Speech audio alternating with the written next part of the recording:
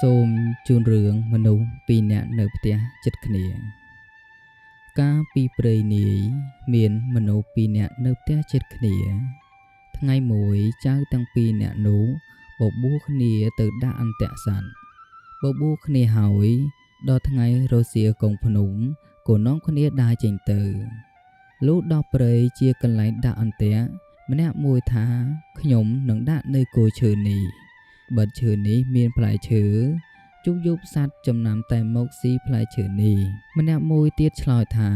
ខ្ញុំក៏ចង់ដាក់នៅកន្លែងនឹងដែរប៉ុន្តែឥឡូវបើអ្នកដាក់នៅគល់ឈើមានតែខ្ញុំដាក់នៅចុងឈើរួចយើងចាំមើលព្រឹកឡើងរបស់អ្នកណាជាប់សម្ដឹងនិយាយគ្នាហើយម្នាក់ដាក់នៅគល់ឈើស្រេចហើយវិលមកផ្ទះវិញលាគ្នាទៅផ្ទះរៀងខ្លួនឯអ្នកដាក់អន្ទាក់នៅចុងឈើនោះលុះវិលមកដល់ផ្ទះវិញហើយយប់នោះគិតគ្នាពីអ្នកប្តីប្រពន្ធថាតាំងពីដូនតាមកមិនដែលឮអ្នកឯណាដាក់អន្ទាក់នៅចុងឈើហើយជាប់សត្វជើង4ដែលដើរនៅលើដីនោះទេអីលើនេះអញដាក់នៅលើចុងឈើតើធ្វើដោយម្ដេចនឹងបានសត្វដូច្នេះអញត្រូវរលឹកពីពេលមនរងាវទៅមើលបើឃើញសត្វជាប់អន្ទាក់គេនៅដីអញដោះយកទៅចងនៅអន្ទាក់អញឯចុងឈើលុះព្រឹកឡើងអញទៅមើលជាមួយអ្នកនោះហើយអញដោះយកទៅជូនលោកសុភាសិតសេកបើវាមិនសុខចិត្តដោយម្ដេចមកជាកើតជាក្តីគង់តែដល់សុភាសិតសេកមិនខានសុភាសិតសេកនឹងកាត់ក្តីឲ្យវាចាញ់ជាប្រកបប្តីប្រពន្ធគិតគ្នាហើយគេងទៅដំមនរងាវរលឹកពីដេកលុបមុខស៊ីស្លាហើយចេញពីផ្ទះដល់អន្ទាក់បានឃើញអន្ទាក់នៅដីជាប់ក្តានមួយក៏ដោះយកទៅចងនៅអន្ទាក់របស់ខ្លួនរួចដំឡើងអន្ទាក់នៅដីដូចដើមក៏ប្រញាប់វិលមកផ្ទះវិញលុះព្រឹកប្រហៀមស្រាងឡើងអ្នកមួយដែលដាក់អន្ទាក់នៅដីមកស្រីហៅឲ្យទៅមើលអន្ទាក់អ្នកមួយឆ្លើយថាកុំរលះរលាំងថ្វីអន្ទាក់ខ្ញុំមិនសង្ឃឹមទេត្បិតនៅចុងឈើក្រែងតែអន្ទាក់អ្នកនៅដីនោះខ្ញុំមិនហ៊ានថា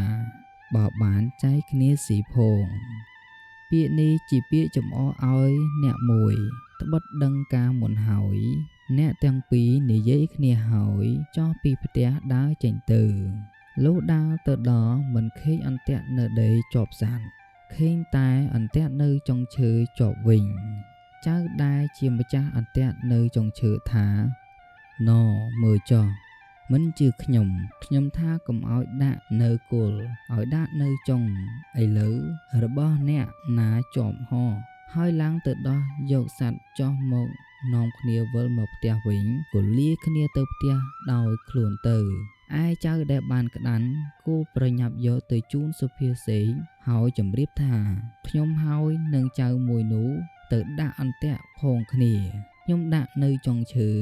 អ្នកមួយនោះដាក់នៅគល់ឈើខ្ញុំនេះជាមនុស្សវាយក្តីនេះគង់តែមកដល់លោកដូច្នេះតាមតែលោកមេត្តារកសេចក្តីយ៉ាងណាឲ្យតែខ្ញុំឈ្នះក្តីវាចោះខ្ញុំនឹងដឹងគុណលោកទៅថ្ងៃមុខសុភាសិតបានសាច់ក្តានហើយឆ្លើយថាឯងទៅរកស្លាម្លូមកឲ្យឆាប់ឲ្យទាន់ព្រឹកនេះបើវាមកប្តឹងអញបង្គាប់អញ្ចឹងដែរបើវាមកមិនទាន់អញនឹងកាត់សេចក្តីឲ្យវាចាញ់ដោយងាយឯងប្រញាប់ទៅវិញចោះឯអ្នកដែលដាក់អន្ទាក់នៅគល់ឈើលុះវិលមកផ្ទះវិញហើយដង្ហើមតូចដង្ហើមធំ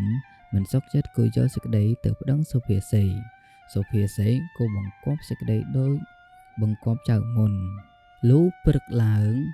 អ្នកដែលដាក់អន្ទាក់នៅចុងឈើក៏យកអីវ៉ាន់ទៅដល់មុនហើយអ្នកដាក់អន្ទាក់នៅដីដោយខ្លួនជាអ្នកក្រលបាកតោកយ៉ាដែលរកទិញអីវ៉ាន់ពុំទាន់ភ័យក្រែងខ្លួនចាញ់គេហើយគេយកទោសផងក៏រត់ពីភូមិមួយទៅភូមិមួយបានជួបនឹងសុភាទុនសាយសួរថាមានដំណើរអីបានជារត់ដូច្នេះឈប់សិនចៅនោះឆ្លើយថាលោកអើយអាណិតដោះទុកខ្ញុំផងត្បិតខ្ញុំហើយទាំងអ្នកមួយទៀតទៅដាក់អន្ទាក់ជាមួយគ្នាខ្ញុំដាក់នៅគល់ឈើគេដាក់នៅចុងឈើល លុះព្រឹកឡើងទៅមើលពុំឃើញអន្ទាក់នៅជាប់ដីជាប់សัตว์ឃើញតែអន្ទាក់នៅចុងឈើជាប់ក្តានមួយខ្ញុំមិនសុខចិត្តបានយកសេចក្តីទៅប្រឹងសុភាសិឆ្លើយថាអ្នកណាយកអីវ៉ាន់ទៅដល់មុនអ្នកនោះឈ្នះហេតុនេះបានជាខ្ញុំភ័យឥឡូវគេយកទៅដល់មុនខ្ញុំហើយ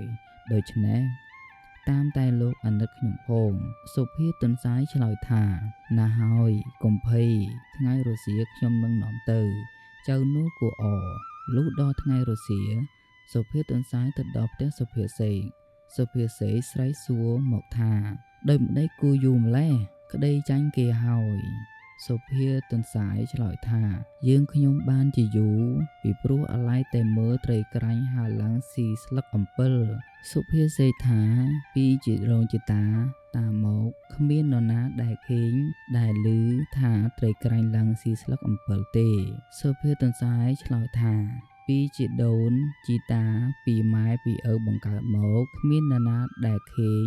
ដែលឮថា